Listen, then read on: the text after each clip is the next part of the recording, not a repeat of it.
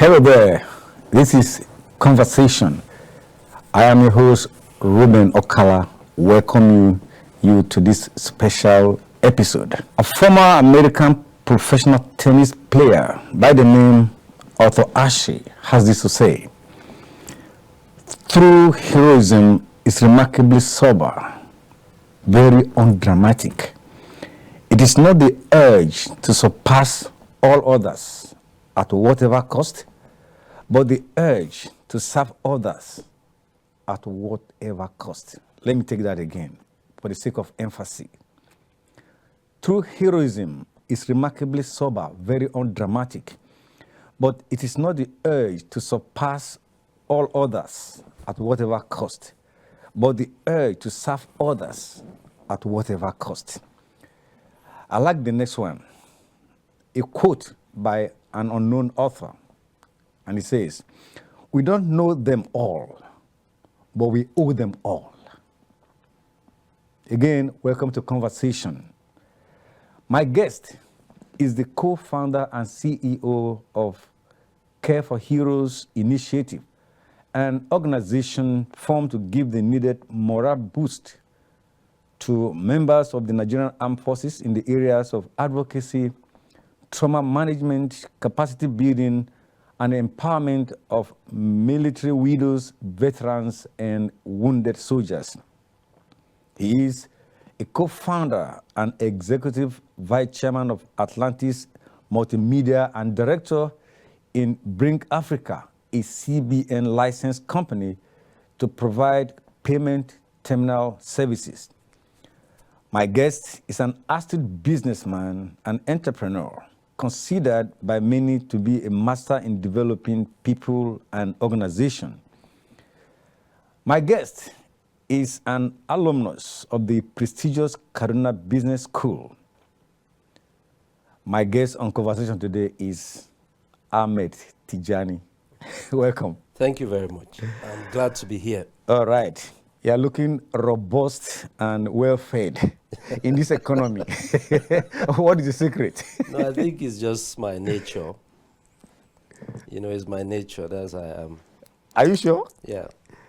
Well, you know, sometimes, like me, for instance, if I eat 2 cows in a day, I'll still be like, I've been like this for the past Yes. 30 years. Yes. But the way I'm can smiling, imagine. honestly, in this economy, honestly, I don't trust you. Are you No, sure that? we just stay happy. Okay. We're grateful for life, and I'm just like this by nature. Okay. All right. I like that. When I grow up, I want to be like you. You had those 2 coups when I started. Yeah. It's about the veterans Yeah. who served us in that prime. Yes. But unfortunately, they're not doing well in the society now. What do you have to say about that? Let's start from there. Yeah, what I have to say is that those quotes were very profound, and like one of the quotes said, we owe them all, even though we don't know them all. That's right. You know, so as a people, we must realize that these men and women fought for our freedom.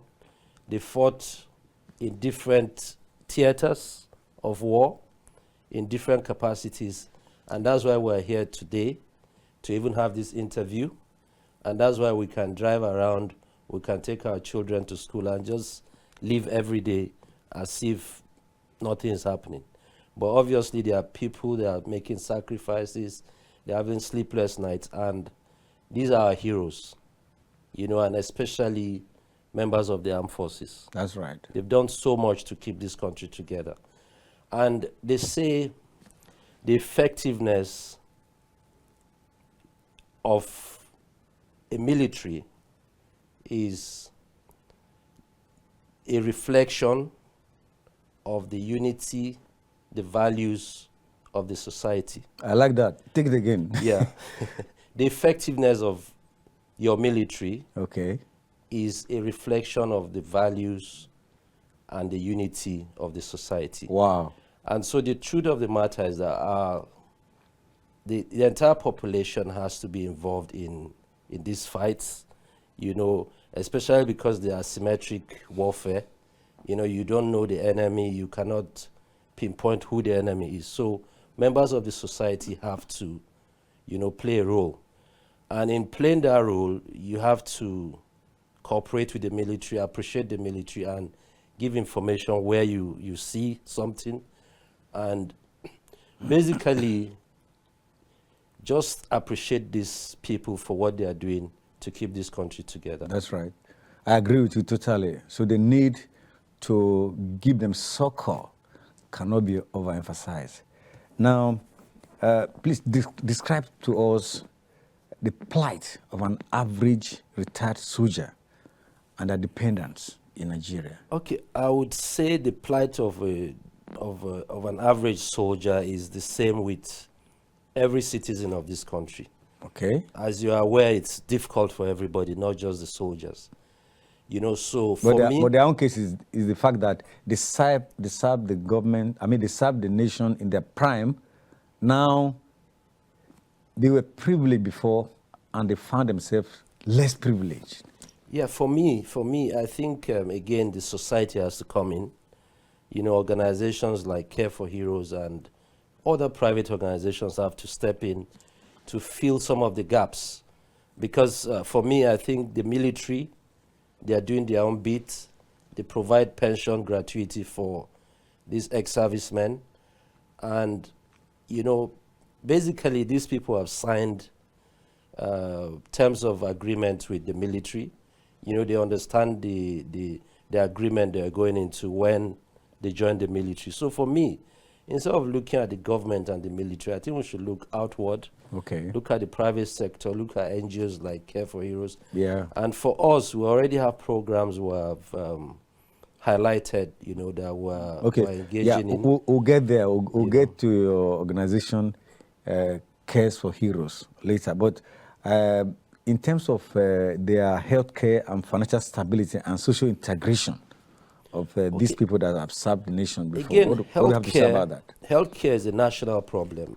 Our budget for health is still very low as a country, and there's no universal health care or insurance for people.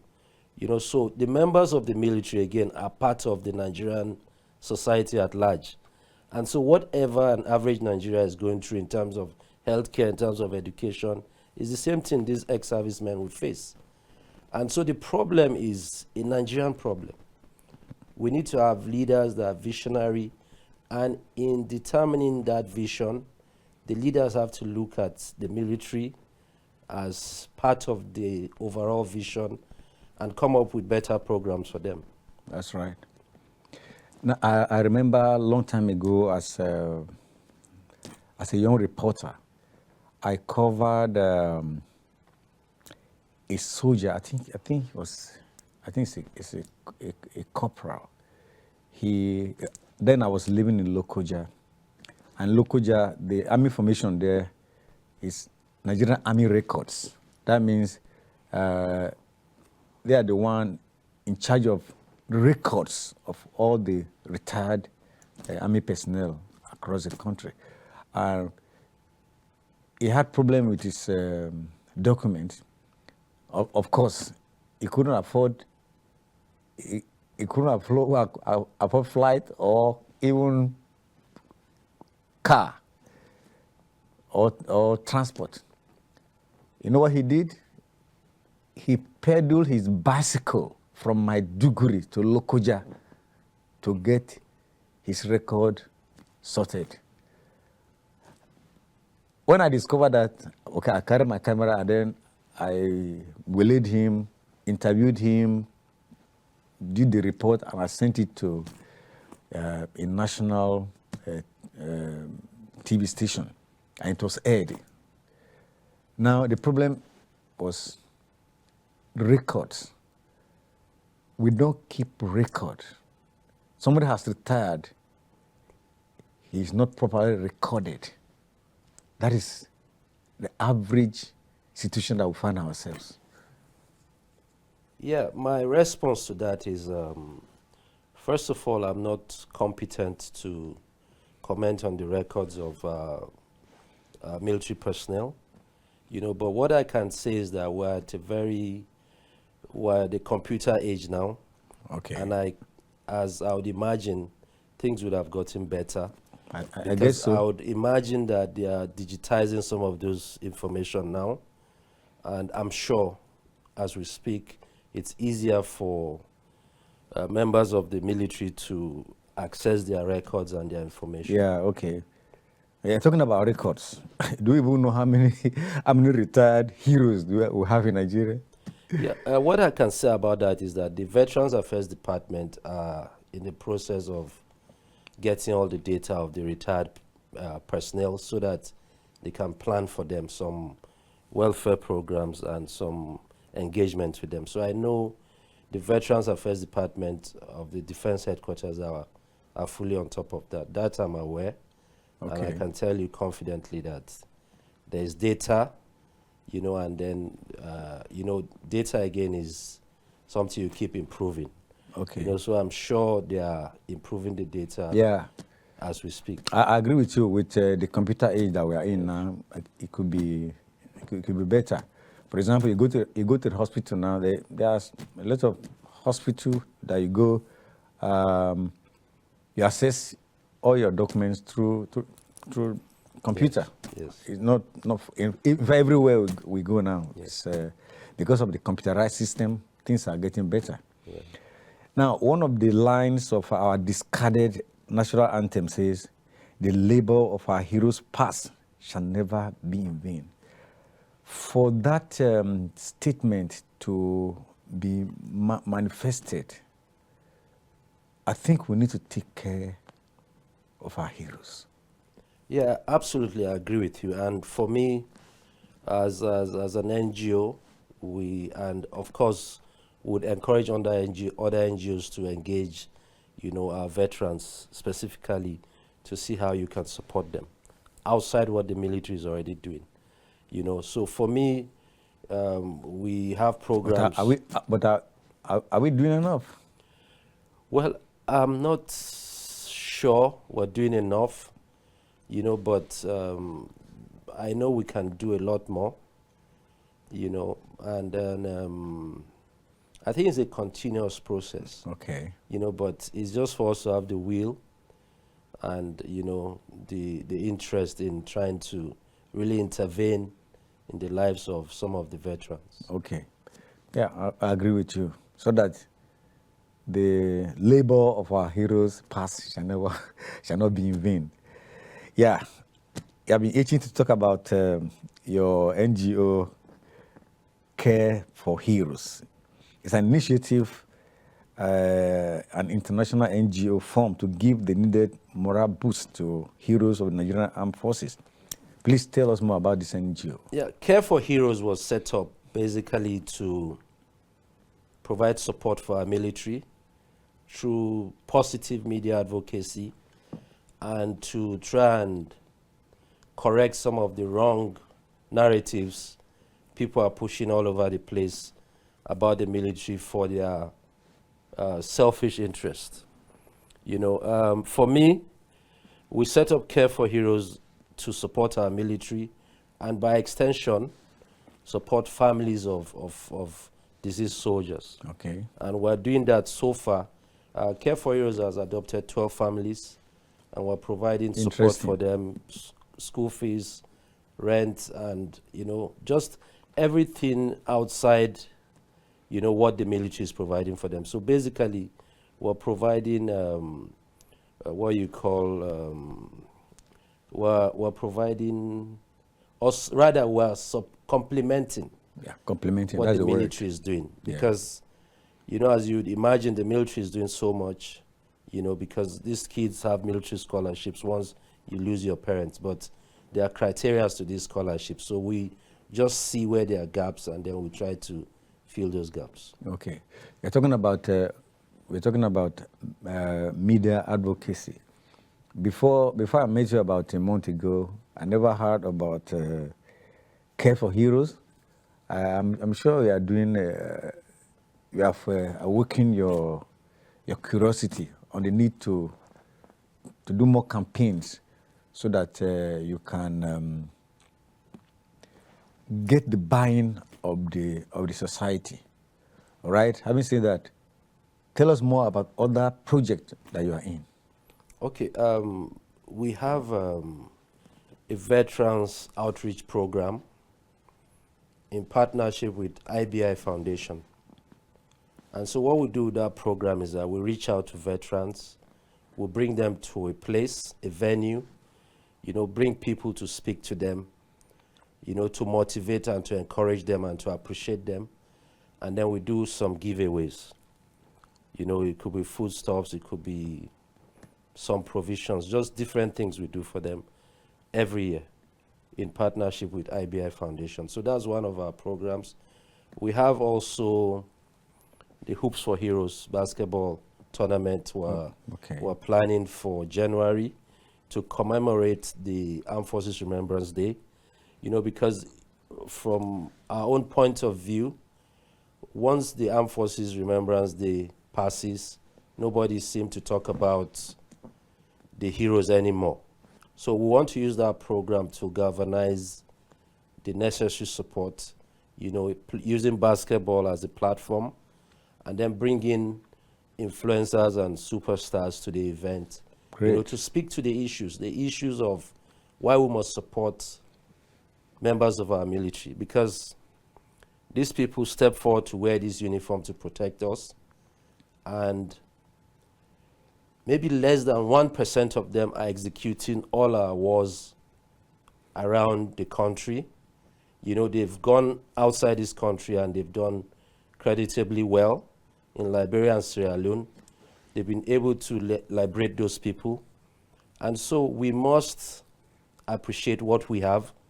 And if 1%, like I said, of our population are providing the needed protection, the security, and everything we need to live as people and to be able to go about our daily businesses, at least as a people, we should be able to say thank you to these people. That's right. And so that's why we have these different programs, the Hoops for Heroes basketball tournament, and then down the road, sometime in June, July, would have the Polo for Heroes tournament. And all these programs are to bring people together, to speak to the part of issues. The media advocacy as well. Yes, to speak to the issues, to get people aware of the plight, and then we'll do some donations around wheelchairs for some of our wounded soldiers, and just encourage them. And again, another program we have every January is we organize lunch for wounded soldiers in Kaduna. And that program, again, we bring people to speak to them. We bring some music and MC, entertainment, some comedians, just come and engage with them and just all in the bid to put smiles on their faces. Yes, to put smiles on their faces. You're talking about media advocacy, and the organization and ours, Captain, we have started talking on the need for collaboration, partnership, so that we can get the buying of people, so that, just as you said, to contribute funds, resources, so that we can put smile and succor to this less privileged, who were privileged before. All right. Now, while you were talking, you talk about the exploit of our soldiers performing externally. When you mention Liberia, our soldiers are doing good when it comes to that endeavor. Yeah. And it's a reflection, again, of the kind of training they get, the kind of professional approach the military uses to engage everything they do. And so it's that professionalism that is reflected when they go out. Unfortunately, we back home, we do not appreciate them the way even people outside appreciate them. And so we're trying to begin to educate people to understand that our military are part of us. They are part of our society. They are brothers and our sisters. And they step forward to wear this uniform, to lay their lives for us. And so we should appreciate them. And so that's our message, basically, for us to push for people to appreciate our military. Because without our military, we will not even be in this studio. That's right. I agree with you. They are really, really, really doing enough. And we need to appreciate them while in service and out of service. Yeah. Okay? But as we speak, we have our soldiers, our military personnel in Sambisa Forest in the northeast, fighting insurgency, fighting the Boko Haram. And from stories that we heard, that we hear, sometimes it's not palatable with their welfare.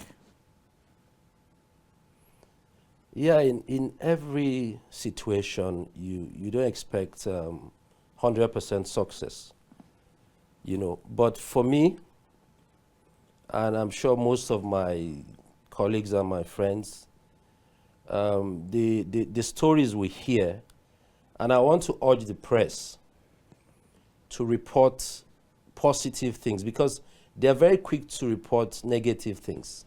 So, for example, if one soldier is killed, probably 100 bandits or Boko Haram have been killed.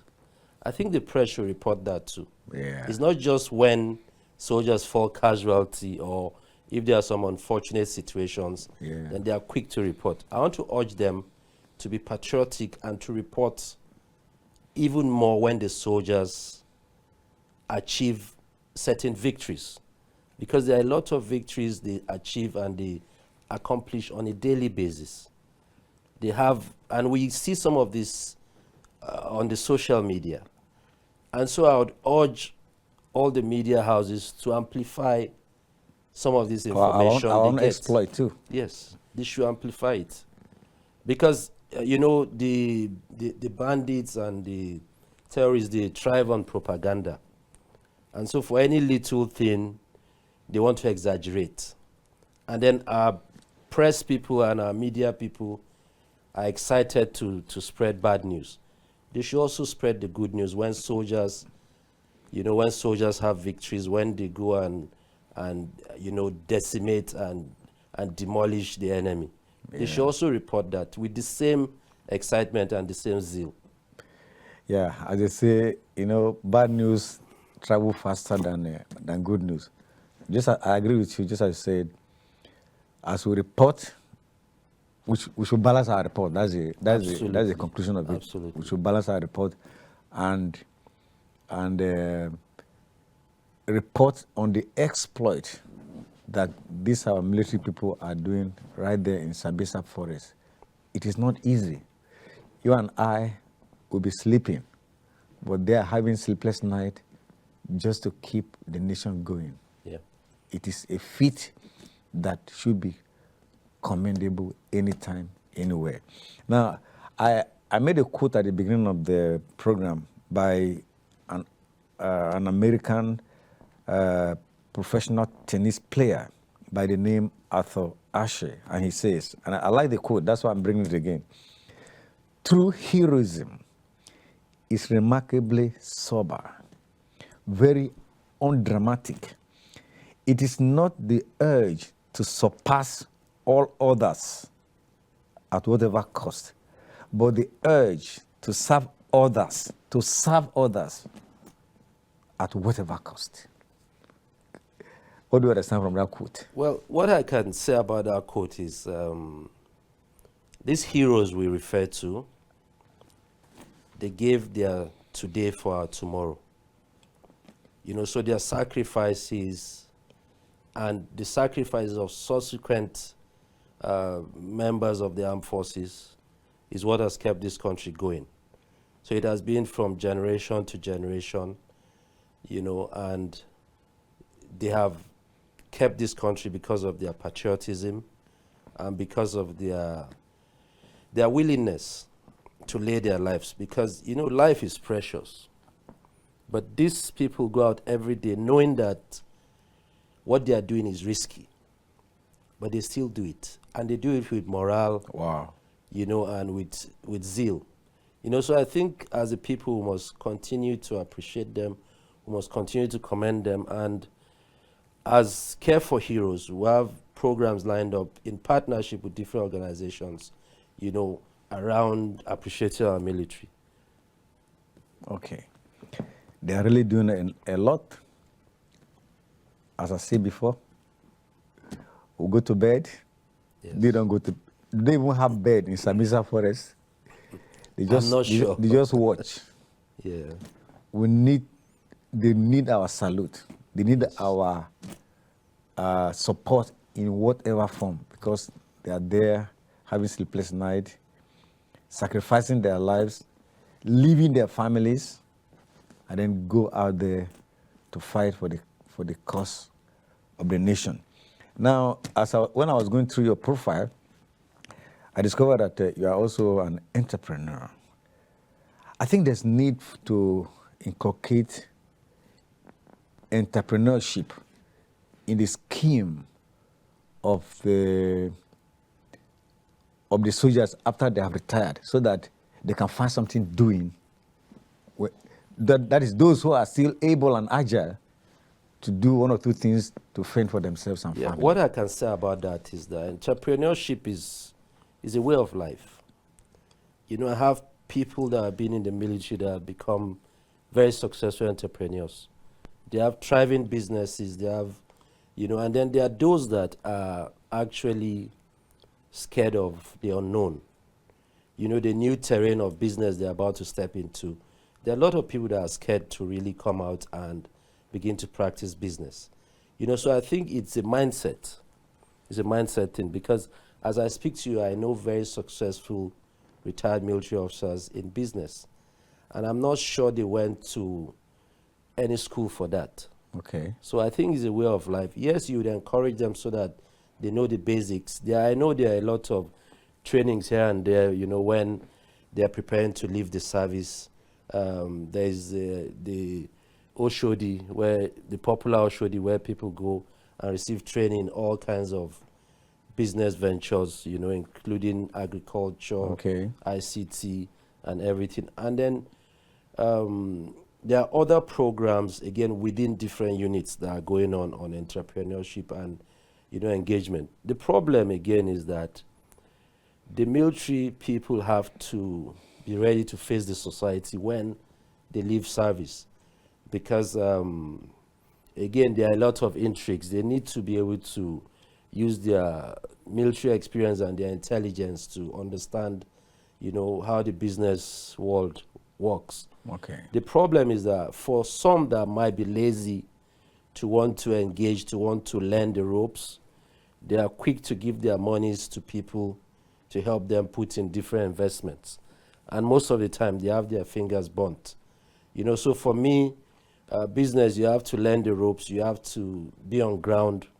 It's not something you'll be absent and you expect to be getting a lot every month. Yeah. You must come on ground, learn, and you have to be passionate about what you want to do in terms of business. That's right, because how much is even the pension?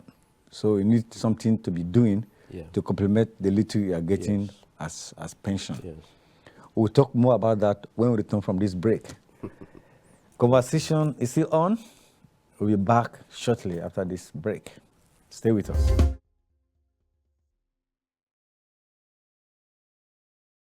In case you're joining us, this is Conversation. I am Reuben Okala, and still with me is Ahmed Tijani. Now, before we went on break, we're talking about, of course, I've been talking about the plight of the veterans who served this country in their prime, but now they are less privileged. Your NGO, Care for Heroes, have been doing a lot. Please tell us more about other activities that we are in the quest to bring succor and smile to these veterans. Yeah, we attended the Veterans Conference recently, and we met some organizations that are doing different things for veterans. One of such initiative is the Armed Forces Benevolent Fund, driven by Mr. Supo Phillips. And the Benevolent Fund basically is to get the private sector and get people to contribute to a fund that would be ultimately used to cater to cater for some of these veterans. We also have an organization called Urban. They have a mobile app like Uber, and they provide travel services, including hotel bookings and transportation, road and air transportation bookings. So they are willing to provide some discount for the military. And I think that is a morale booster in itself. There's also, and our model is more to partner with organizations. So we have also Karioshof is a property development company. They have agreed to name 3 of their gates leading to their estate in Idu after fallen heroes. So one of the gates will bear Abu Ali, another gate will bear squadron leader Baba Ari, and I think the young lady that died, the Air Force lady. You know, again, this is still a proposal. It will be subject to advice from the armed forces. You know, so we have those kinds of engagements, and the same company are willing to give military prize for their estates. And then in a few years ago, they gave a plot of land to Colonel Usaha, who was the best graduating student from NDC. You know, so it's just their own way to appreciate the military. That's right. Yeah. Yeah, talking about insurgency, insecurity, at the point, it was like we're in a war zone, especially the northeast, northwest, even north central, everywhere. Talking about activities of herdsmen, and it's really a concern to us in this country. How is the situation like now? Well, the situation, as far as I can see, is being controlled largely because of the efforts of the military and other security forces. You know, it's act of sabotage by some unscrupulous elements. That's right. We don't know why people should pick arms against their own country. You know, I think it's for some selfish reasons.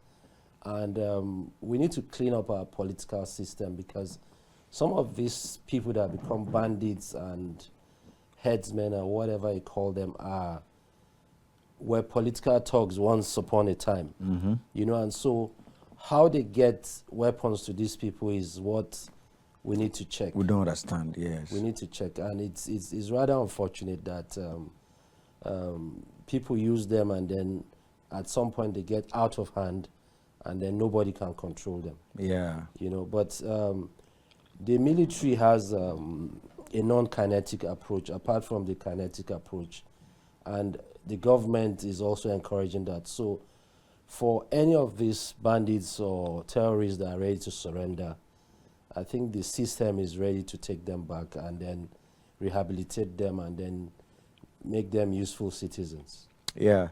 You know, as we were saying before, the press is not singing, is not helping the military to sing the victory song, Yes. as I suppose so. Because sometimes I see so many Boko Haram people submitting themselves, and the government is accepting them and integrating them into the society. I think we should sing that Yes. victory song as well. Yeah, I think we should hammer on that. You know, for me as for press, it is an opportunity the press can milk and even create content from, you know, as much as possible. Because again, if the military allows, I think the press should interview some of these some of these bandits and terrorists that are surrendering. Yeah. Because I think there will be lessons. If they're learned. surrendering, that shows that Yes. the military is working. The military is working. Yes. But I'm saying if it is not too delicate, you know, because again, military operations are always very confidential. But if it's not too delicate, except maybe they don't want to expose the identity of these people. But in my mind, I'm thinking they should have some kind of interview when they surrender, so that we can learn lessons as to why they surrendered and Yes. then what is going on with them in the bushes. Exactly. I'm sure life is not And then easy by the for time them. we interview those who have surrendered, we should be able to know the tricks Yes. and the secret that they're having, so that it will empower the military to do more. Exactly. Unfortunately, I'm from Kogi State, and you happen to be from Benue State. That's yes. We are from Agatu. I'm from Igala. We share almost the same boundary. I'm from a place called Bagaji, and you are from a place called Ogule, right? Yes. And as we speak, you agree with me that our people cannot go to the farms again. Why? Because the herdsmen are at it again. And this did not start today. It started a long time ago, and it's unfortunate. It's an unfortunate situation that we find ourselves. Yeah, the issue of headsmen, I think as we speak, the military is overstretched. Even the police is overstretched. Nigeria is a vast area, so it's unfortunate. The people from Agatu and Igala areas have been very resilient, but it's unfortunate that as we speak, a lot of them cannot go to farm, and that would affect their economic situations and their bottom line ultimately. So we'll just appeal to the government to maybe beam a searchlight or focus a bit more on these areas. Exactly. Because for me, Agatu has very fertile grounds for farming, and if that is not being done or is not being utilized, then it's a minus to us. Agatu is also a place that each time I visit, I've never seen mosquitoes. So there's something special something about interesting the place. there. Yes. And so maybe these herders have discovered that the ground is very fertile and it is somewhere they would want to settle. So I think the government should find a way to see how we can coexist and live together, because I think we need each other. Yeah, we need each Except other. if those headsmen are criminals and they are carrying arms, then the security forces should find a way of dealing with them. Yeah, I agree with you. Government need to ensure that we have more security presence there, so that Absolutely. the fight Yes. can be won. Yeah, back to the plight of our heroes, our veterans. In what other areas do you think government and well-meaning Nigerians should do to give them succor? Okay, I think for me, I cannot speak for the government. I think the government are doing what they can do. The military is also doing a lot, and there's terms and conditions of service when they join. So they know exactly what they are going to get in terms of their retirement benefits, in terms of their settlements and all that. But as a people, we need to come together to look for different ways, thinking out of the box, how we can improve their welfare, look at insurance policies, how we can use insurance to support some of them in different situations, because they are very, when people get old, they need even more medical care. Exactly. I think insurance can go a long way to complement whatever the military has done or is doing for them, and what the public also can do for them. Okay. Yeah. In the course of our discussion, we're talking about Armed Forces Remembrance Day, which is an annual event and happens on the 15th of January every year to commemorate the nation's departed patriots, as well as honor our living veterans, remembering the old and honoring those who are still alive. It happens every day. We roll out the drums to celebrate them, to thank them, to salute them, to promise them. Yet, we see some of them still suffering, and it doesn't it's a sad thing. Do you think we're doing enough to honor these people who serve this country in their prime? Yeah, I think for me, from the perspective of a private person and a citizen of this country, I think we need to come together and see how we can support our veterans. We can do it at community levels, or partner with NGOs that already have these programs for the veterans. I think we can do more as a people and complement whatever the government and the military is doing. But in terms of suffering, I think suffering is everywhere in Nigeria. It's not only the military. Yeah, that's right. If you see civil servants and I'm suffering. I see my old neck. people too that have been through, that have worked for this country, you also see them in those kind of situations. It's unfortunate that we've not created a system that can, manage these people effectively. Yeah. They have served this country. They have done, and they have continued to do. There is need to support them. Okay. Now, I like the second verse of our discarded national anthem, and let me read it in full. Arise, O compatriots, Nigeria's call obey, to serve our fatherland with love and strength and faith. The labor of our heroes past shall never be in vain, to serve our heart and might, one nation bound in freedom, peace, and unity. It's like when this verse was constructed, it's like they had our military people in mind. Yeah, because the military is the fabric of the society. The military is our strength, is our source of unity, is our source of pride.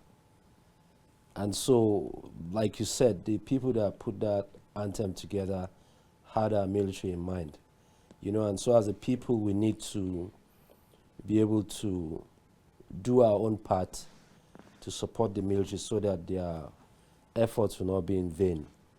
At least we should be able to say thank you. Okay.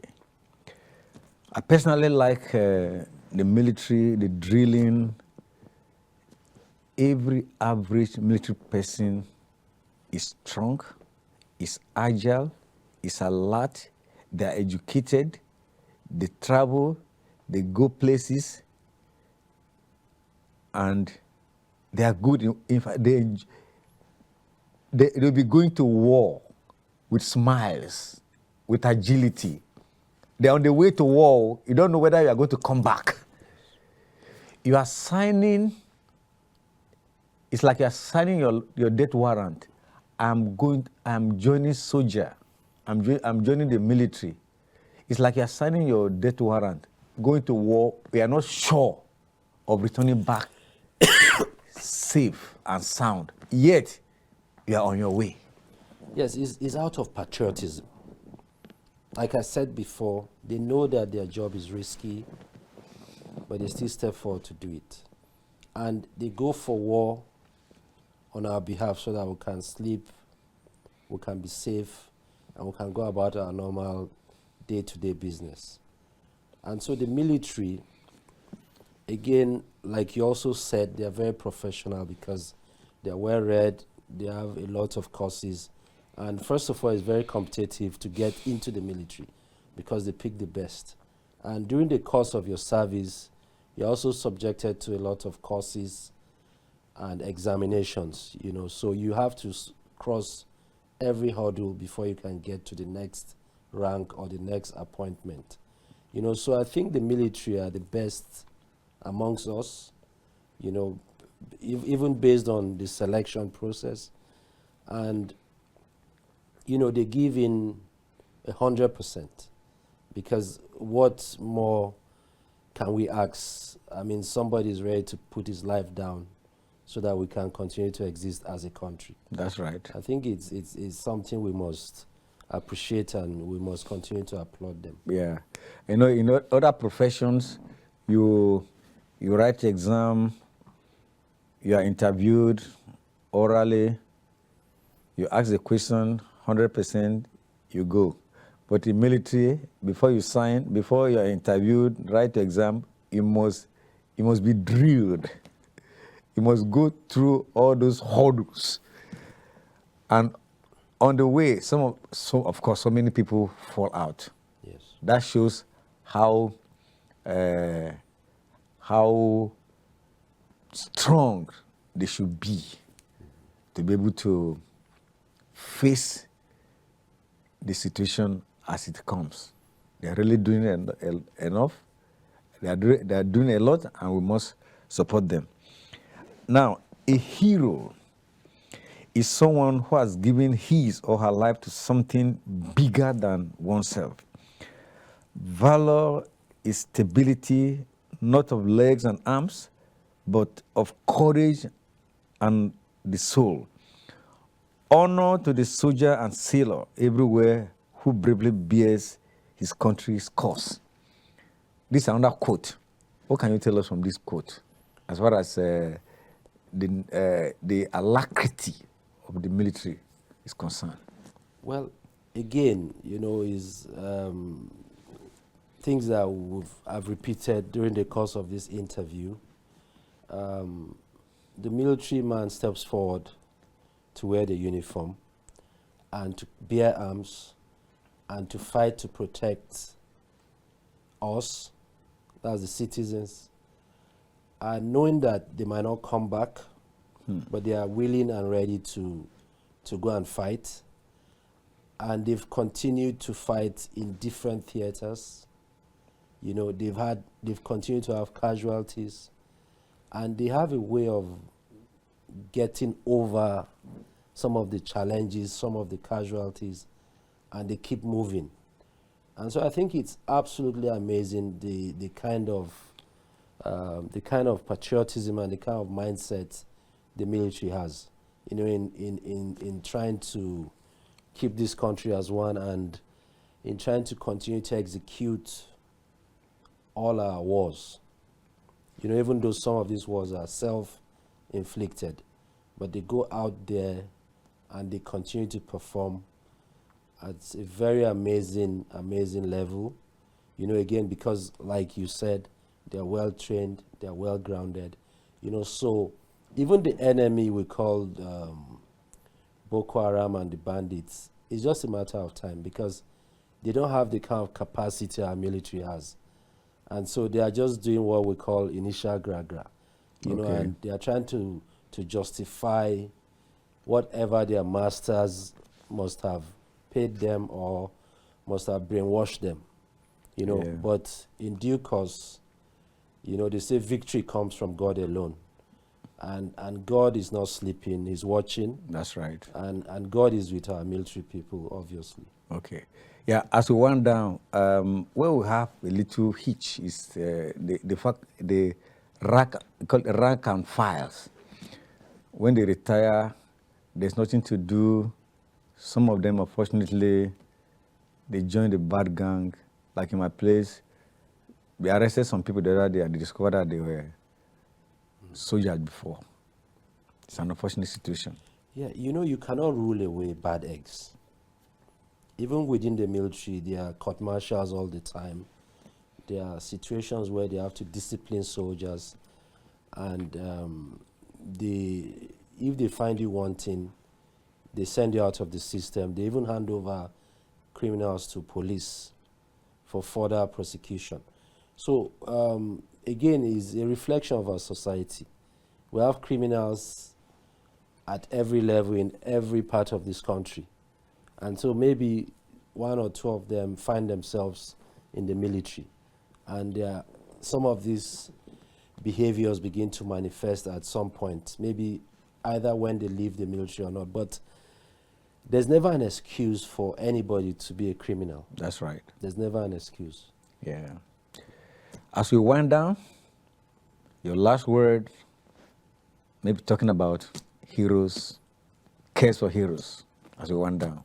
Okay. I'm sure you need support. I'm sure you need more advocacy. I'm sure you need to do a lot of more campaigns. Okay? Yeah, go ahead.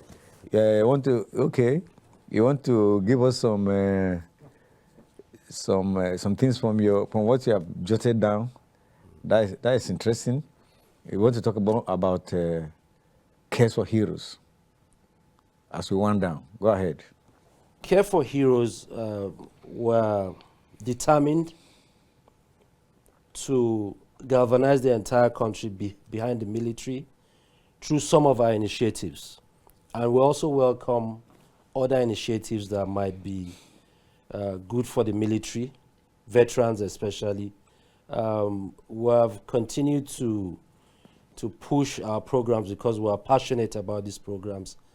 And we welcome different partnerships. As you may be aware, we are partnered with Kaftan TV, which is a very respected media house, to push some of our program, and we're very grateful for this partnership, and we'll continue to do our best to galvanize the necessary support.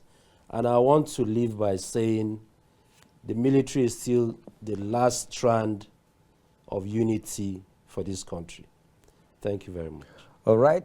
It is on that note, we want to call it a day on this edition of The Conversation. Ahmed Tijani, there's no PSS, FSS, POA on your name. Simply Ahmed Tijani. Yeah. Let me thank you for coming.